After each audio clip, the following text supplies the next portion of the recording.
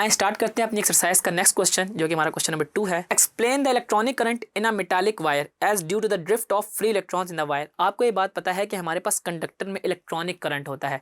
Electronic current का मतलब ये है कि हमारे पास due to the movement of free electrons, और ड्रिफ्टेड वेलोसिटी का मतलब ये है कि हमारे पास जब हम किसी कंडक्टर को एक सोर्स के साथ यानी कि बैटरी के साथ कनेक्ट कर जाते हैं तो हमारे पास वो against the electric field move करता है, और हमारे पास उस टाइम जो चार्ज के ऊपर वेलोसिटी लगती है उसको हम ड्रिफ्टेड वेलोसिटी भी कहते हैं।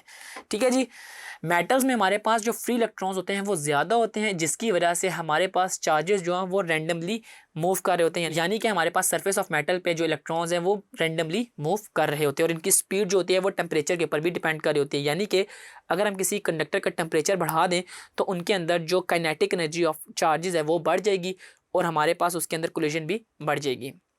ठीक है। और इसके अलावा अगर मैं उसको किसी पोटेंशियल के साथ जोड़ दूं, यानी कि उसके अंदर पॉजिटिव और नेगेटिव टर्मिनल यानी कि उस कंडक्टर को बैटरी के साथ कनेक्ट कर दूं, तो हमारे पास चार्जेस जो हैं वो अलाइन हो जाएंगे और वो किसी एक डायरेक्शन में मूव करना शुरू हो जाएंगे। ठीक है जी। अब ये ड्रिफ्ट वेलोसिटी क्या है कि ड्रिफ्ट वेलोसिटी ये है कि due to the collision of the electrons with the atoms of the conductor the electrons acquire a uniform velocity called drift velocity.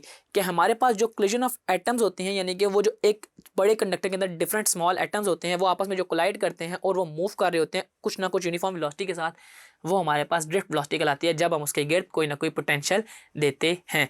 The value of drift velocity is approximately 10 to the power -3 metres per second. ये आपके पास MCQs में ही पूछा जा सकता है कि हमारे पास drift velocity की अप्रॉक्सीमेट वैल्यू कितनी होती है। वो हमारे पास 10 टू द पावर -5 मीटर पर सेकंड से 10 टू द पावर -3 मीटर पर सेकंड तक होती है।